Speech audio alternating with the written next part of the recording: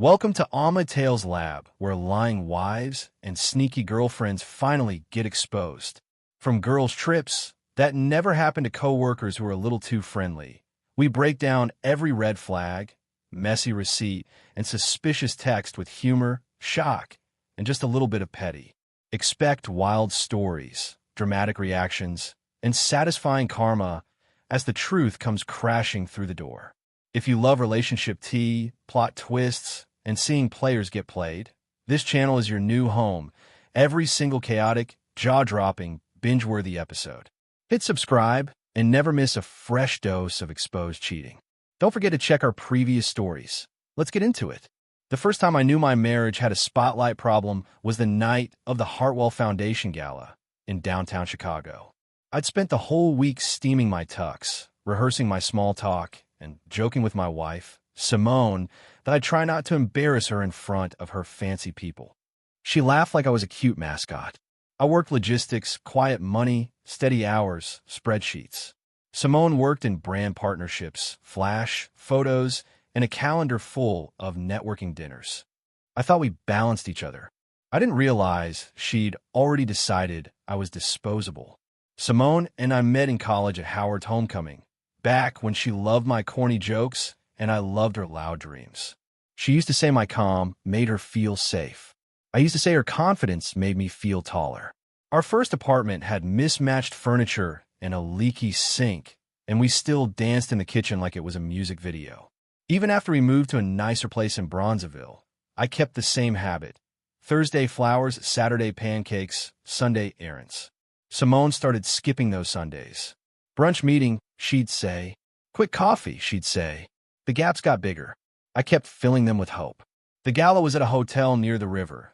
Glass walls, white linens, and waiters moving like chess pieces. Simone stepped out of the car and looked like she belonged on the invitation. She adjusted my bow tie like she was straightening a label. Smile, she said, not kindly, more like a stage direction. I try to lighten it. If I trip, just tell them I'm performance art. She didn't laugh. At the entrance, she greeted sponsors with a voice I barely recognized, soft, sweet, polished. I watched her turn it on like a switch. I felt proud until I felt invisible. Inside, the room glittered with money and compliments. Simone introduced me to a few people, but her hand kept slipping off my arm like she couldn't wait to be free. Then her boss, Grant Holloway, appeared, tall, shiny smile, handshake like a trap. Simone, our star, he said, hugging her a little too long. He glanced at me like I was a coat rack. Simone didn't correct him. She just laughed and smoothed her dress. I tried my best line. Grant, I'm Malik. I handle the behind the scenes so she can shine. Grant gave a thin smile. Sure you do. We reached a circle of donors near the stage, and Simone's tone changed again, brighter, louder. She told a story about landing a huge account, and everyone clapped like she'd cured something. Then a woman asked, "And who's this?" Simone glanced at me, and I waited for my husband. I waited for my partner. Simone lifted her champagne and said, "Oh, that's just my ride." She laughed first, like it was the funniest thing in the city. The circle laughed with her, some uncomfortable, some eager. My face stayed still, but my chest felt like it dropped down an elevator shaft. I laughed too, because that's what you do when you're suddenly the joke in a room full of strangers. Yep, I said, holding up my keys. Premium transportation. 5-star rating. A couple people chuckled, relieved I played along. Simone didn't look at me. She looked at Grant. He smirked like he just won a bet. Then Simone added, "He's sweet. Low maintenance. Low maintenance." Like I was a used car with good gas mileage. A waiter passed with mini crab cakes, and I almost asked if he had anything stronger, like a new life. I swallowed it all and told myself, not here. Not tonight. At our table, Simone sat angled away from me, focused on her phone. Grant came by twice too many, and each time Simone's laugh got bigger. The band played something romantic, and I leaned in. "You okay?" I asked softly. She didn't even pretend. "Don't do this," she whispered. "Not in front of people." The words weren't new. The humiliation was. I tried again, lighter. "So, I'm officially uber black now." She finally looked at me, eyes cold. "Please, Just sit there and be normal. I sat there and counted the seconds until we could leave. I felt like I'd been reduced to a prop. When the dessert came, Simone stood to mingle again. "Don't follow me," she said, like I was a puppy with muddy paws. I watched her glide through the room, hand on Grant's arm, head tilted toward him like secret. My stomach turned, but I kept my posture. An older gentleman at our table leaned over and said, "Son, you look like a man reconsidering his choices." I almost laughed for real. "Sir," I said, "I look like a man who just got demoted to car service." He patted my shoulder. "Then drive yourself somewhere better." His words landed like a note from the future. On the ride home, Simone scrolled her phone like I wasn't there. I tried to keep it calm. "Why did you say that?" She sighed, annoyed like I asked her to solve a math problem. "It was a joke. Don't be sensitive." I stared at the road. "A joke is funny for both people." She snorted. "You're not built for my world, Malik. You never were." Then she added, almost casually, "Also, Grant's coming by the office tomorrow. Don't wait up." Like that line meant nothing. Like she didn't just place a match next to her whole house. I didn't yell. I didn't beg.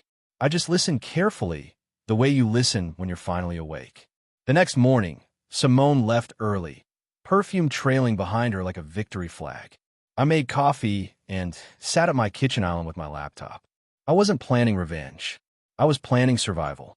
I opened our shared accounts, our mortgage documents, the LLC filings, the insurance policies. I'd always handled the paperwork. Simone called it boring adult stuff. The truth was, I'd been protecting our future while she was curating her image. The house deed, my name. The car, my name. The business credit line I'd helped her build, my personal guarantee. I read every line like it was a confession. My hands were steady, but my mind was moving fast. 2 years earlier, when Simone launched her Lux Lively brand, she needed someone to structure orders, shipping, and vendor payments. That someone was me. I wrote the workflows, set up the fulfillment contractor in Joliet, and negotiated rates like it was my job, because it became my second job. Simone loved posting product shoots and CEO day selfies. I loved making sure customers actually received what she promised. When I suggested we separate finances properly, Simone rolled her eyes. "Babe, we're married. Why are you acting like we're strangers?" I insisted anyway, not out of suspicion, out of responsibility. We formed an LLC. I became the registered agent. Simone signed without reading. She trusted me because she thought I'd never use it. That afternoon, I got a call from my cousin Deshaun, who worked security at Simone's building. "Malik," he said, voice careful. "You good?" I paused. "Why?" Deshaun hesitated. I saw Simone and Grant in the conference room. Curtains closed. They weren't discussing marketing. My throat tightened, but I kept my voice even. "Appreciate you." Deshaun lowered his tone. "I'm not trying to start mess. I just don't want you looking stupid." I exhaled. "Too late," I said, half joking. "I got introduced as just the ride last night." Deshaun sucked his teeth. "Nah, that's foul." He didn't add comfort. He just gave me information.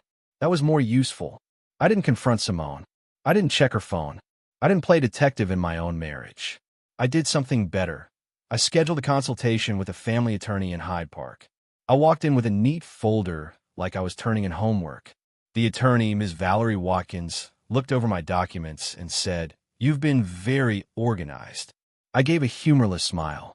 "I work logistics. My trauma comes with tabs." She almost laughed, then stopped when she saw my face. "Let's talk about protecting your assets," she said. She explained separation options, notices, and how to avoid making emotional moves that could backfire. "Do not leave the home without a plan," she warned, "and document everything legally, not dramatically." That became my new motto. For the next week, Simone acted like the gala never happened. She was extra sweet in public, touching my arm at brunch, posting a photo of us with a caption like my rock. It was almost funny in a dark way. At home, she was cold. The contrast was exhausting. One night she asked, "Are you mad?" I replied, "No, I'm tired." She rolled her eyes. "Same thing." Then she added, "Grant says you're quiet. It's weird." I blinked. "Grant says." She didn't even flinch. "We talk," she said, shrugging. "No remorse. No shame. Just entitlement." She had been auditioning for a new life while I was still paying for the old one. The funniest part, if your heart can still find humor, was how Simone kept asking for favors while treating me like furniture. "Can you drop me off at a dinner in River North?" she asked. I smiled politely. "Sure. I'm just a ride, right?" She laughed like I was flirting. In the car, she practiced speeches about women's empowerment and authentic love, and I nearly choked. At a red light, she said, "You should be proud. I'm building something." I nodded. "I am proud," I said truthfully. "I just didn't realize you were building it on my back." She didn't hear the last part, or she didn't care. She hopped out, waved, and left me holding the steering wheel like a fool holding a bouquet. The second week after the gala, Simone's mother, Ms. Loretta, called me. She'd never liked me, not because I did anything wrong, but because I wasn't flashy. "Malik," she said, "I saw those gala photos." Simone looked stunning. "She did," I replied. Loretta hummed. "She's meant for bigger things. Don't hold her back." I kept my tone respectful. "I've supported her." Loretta laughed, sharp. "Support? You're a background character. My daughter needs a leading man." The words stung, but they also clarified something. Simone learned that disrespect at home. Loretta wasn't sorry. She was proud of it. I ended the call calmly and wrote down the time and date, just like Ms. Watkins told me. Not for revenge, just for truth. That Friday, Simone came home late, humming like she'd swallowed victory. She tossed her heels by the door and said, "We're going to New York next month. Grant invited me to a private event." I looked up from my laptop. "We?" Simone laughed. "Not you, obviously. Me. Don't be dramatic." She went to the fridge, grabbed water, and said, "Also, I need you to sign something for Lux Lively. The bank needs it for a larger line." I nearly smiled. "Send it over," I said. She thrust the papers at me, impatient. I scanned them carefully. Personal guarantee increase. My signature needed. I handed them back. "I'll review later." Simone frowned. "It's standard." I nodded. "Then it can wait." The next day, I took myself on a date because somebody had to treat me like I mattered. I went to a little spot in South Loop, ordered shrimp and grits, and sat by the window watching the city move. The waitress asked, "Celebrating something?" I thought about saying my dignity, but I just said, "New beginnings." She nodded like she understood. I texted my friend Andre, who'd been telling me for months that Simone's energy was off. Andre replied instantly, "Finally, you ready to stop being the ride?" I laughed, for real this time. "I'm ready to drive." I typed back. I didn't feel happy yet, but I felt focused. That was close enough. On Monday, Ms. Watkins filed the paperwork that started the clock. I also did something quieter. I separated the operational access I had given Simone out of love. Not sabotage, just boundaries. I transferred the fulfillment contract so that any orders required approved payment, and I removed my personal guarantee from any new obligations. I sent polite notices to vendors. "Please direct billing inquiries to Lux Lively's financial representative." Simone had never handled the financial side. She'd always called it your thing. Now it was her thing. I didn't touch her inventory. I didn't touch her customer list. I simply stopped being the hidden engine. A car can't brag about speed if it refuses to buy gas. Simone noticed within 48 hours. She stormed in while I was cooking pasta and said, "Why is my car declining with the shipper?" I stirred the pot calmly. "Because the shipper wants payment approval from the account holder." Simone's eyes narrowed. "And that's you." It was I corrected. "Now it's you." Like it should be. She slammed her purse on the counter. "Are you punishing me?" I looked at her and smiled lightly. "No, I'm delegating. You're the CEO, remember?" She opened her mouth, then shut it. She wasn't used to me being calm without being compliant. She wanted to fight. I gave her paperwork instead. Nothing drives a manipulator crazier than a boundary they can't twist. That same night, Grant called my phone. "Grant." I stared at the screen like it was a prank. I answered, speaker on, voice neutral. "This is Malik." Grant's tone was smooth. "Hey man, just checking in." Simone stressed about some business hiccups. I blinked. "Interesting. Why are you calling me about her business?" Grant chuckled like I was naive. "Because you're her husband. And you're the ride, right?" He said it again, enjoying it. I heard Simone in the background, whispering. Grant continued, "Look, just sign what she needs. Don't be emotional." I smiled a slow, tired smile. Grant, I'm not emotional. I'm just organized. Then I hung up. 2 days later, Simone brought the Gala disrespect back into our living room, like she missed the audience. We went to dinner with her coworkers in West Loop, and the joke started. "Simone, you still got your chauffeur?" someone asked. Simone laughed and said, "Of course. Malik loves being useful." I leaned back and sipped my water. The table laughed. Simone looked proud. Then one coworker, a quiet woman named Keisha, looked at me with pity. That pity bothered me more than the laughter. After dinner, Simone said, "See, it's not that deep. Everyone's fine." I nodded. "You're right," I said. "Everyone's fine." I didn't add, "Everyone is about to be informed." The day the karma arrived, it came wearing a suit and carrying an envelope. Simone walked into the house mid-afternoon, talking loudly on her phone about "Grant says we'll fix it." She stopped when she saw the envelope on the table. "What's that?" she asked. I kept my voice calm. "Official mail." She snatched it, read the first line, and her face tightened. "This says you're filing for separation." "Yes," I said. Simone's eyes flashed with anger, not hurt. "You can't do this to me." I didn't raise my voice. "I'm not doing it to you. I'm doing it for me." She scoffed. "You're overreacting." No apology. No regret. Just outrage that her toy walked away. Then she saw the second folder, the house documents. "Why are these here?" she snapped. I slid them across the table like a librarian. "Because we're clarifying ownership." Simone flipped pages fast, lips moving, then froze. This says the deed is in your name." "It is," I said. "Always has been." Simone's breathing changed. "No, we're married. It means we share a life." I interrupted, still calm. "Not that you get to disrespect me and keep the benefits." Simone's eyes narrowed. "You're trying to leave me homeless?" Her voice had no sorrow, only accusation. I shrugged slightly. "You introduced me as just the ride. I'm just taking my keys back." Simone stormed upstairs like she could outrun facts. She yanked open closets, drawers, and then marched down with her laptop. "You can't lock me out of Lux Lively Systems," she yelled. "That's my company." I tilted my head. "It's your brand." "The company structure?" I pointed to the LLC filing. "Registered agent, Malik Johnson." Simone's mouth opened. "You tricked me." "No," I said. "You ignored it." She glared like she wanted me to beg. "Grant will fix this." I almost laughed. Grant can't fix legal paperwork with vibes. Simone threw her hands up. "You're jealous. You're insecure." I nodded slowly. If insecurity makes a man read contracts, then yes. I'm the most insecure accountant you've ever met. That evening, Loretta came over uninvited, like she was summoned by drama. She walked in and said, "Malik, don't embarrass my daughter." I gestured towards Simone. "That started at the gala." Loretta's face hardened. "My daughter is a star. She can't be tied to your small life." Simone stood beside her mother like a soldier behind a general. Loretta pointed at me. "You'll sign whatever she needs. You'll keep the house. You'll do your little supportive husband thing." I leaned back and said, "Ma'am, I'm not her assistant." Loretta scoffed. "You think you have power?" I smiled. "I don't think." I read. Loretta looked disgusted. No remorse, just contempt. Then she turned to Simone.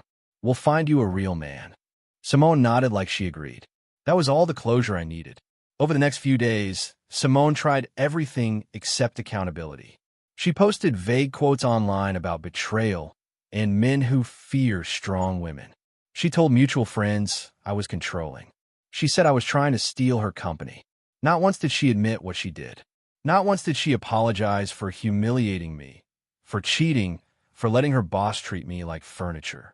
Grant even showed up outside the house one morning, leaning against the car like it was his property. "You really going to do this?" he asked. I looked at him and said, "I'm not doing anything to you. I'm just not doing anything for you anymore." He laughed like I was playing. "You'll fold," he said. I didn't. 2 weeks after the gala, exactly 2 weeks, Simone learned whose name was on everything in a way she couldn't talk her way around. The mortgage company wouldn't add her without my consent. The car insurance was mine. The home utilities were in my name. Even the gala photos.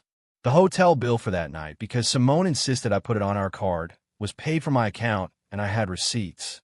Ms. Watkins handled the rest with calm efficiency. Simone's private New York event got canceled because her spending limit tightened and her brand shipment stalled. It wasn't sabotage. It was simply the consequence of treating the foundation like it didn't matter.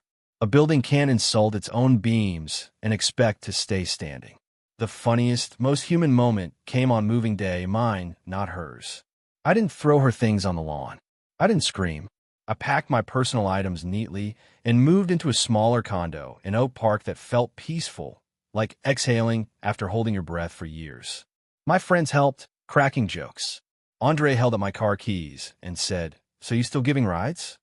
I laughed, only to people who respect the driver. We ordered pizza, sat on the floor, and toasted with plastic cups. Later, Keisha from Simone's job texted me. "I'm sorry they laughed. You didn't deserve that." I replied, "I appreciate you. I'm okay." For the first time in a long time, I meant it. Here's the moral lesson I carried out of that mess. Love without respect turns into labor, and labor without appreciation turns into a trap. If someone can humiliate you publicly, cheat without remorse, and still expect you to fund the lifestyle, they don't love you. They're using you. I learned to stop confusing loyalty with self-erasure, and I learned that being quiet doesn't mean being powerless. The perfect revenge wasn't ruining Simone. It was removing my support and letting reality speak in full sentences. Karma didn't need me to shout.